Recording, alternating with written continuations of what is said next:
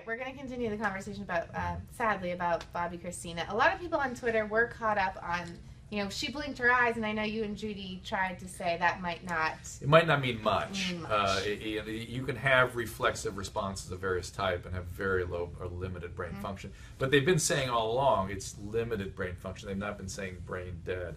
And let's be clear, brain death and death are the same thing. You can keep the body alive almost indefinitely, but everything else resides up in here. So if she were to recover, what kind of quality of life could she have? Hard to say. It's really hard to say at this point because hypoxia, again, the oxygen deprivation of the brain, a young brain can really recover from a massive injury. Like, remember, Joan Rivers had the same exact injury, but at 80, it's like, no, it's not going to go so well. I brought my radio intern here, too, to Tyler, who's a young person. I know, everybody's so welcoming. Did you hear us talking about this? Any thoughts? Yeah, it's just like, what control of her life does she even have? Like, you know, when y'all are talking about her weight, that's the only control that she has left.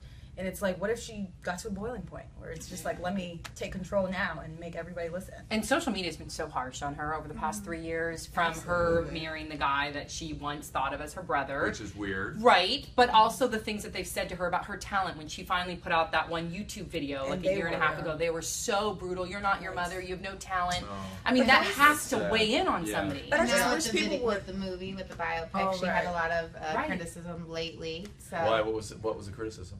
Just her life in general, because it was a Whitney biopic. And the family wasn't involved in the making of the film, and so there's always that contention. Didn't she really advocate to be a part of it in the very beginning, and for some reason they didn't want her to be a part of it? She wanted to play Whitney, and Angela Bassett decided that that wasn't the direction she wanted to take in that film, and she kind of said some negative things towards Angela. Of course, Angela kept it classy because she's an older woman. She understands this.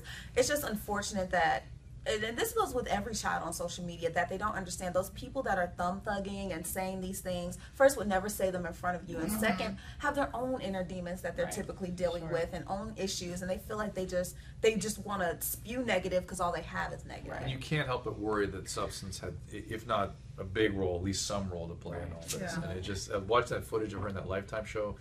Made me very uncomfortable. So sad. Well, of course, we're going to be following this story, and our thoughts and prayers are with Bobbi Kristina.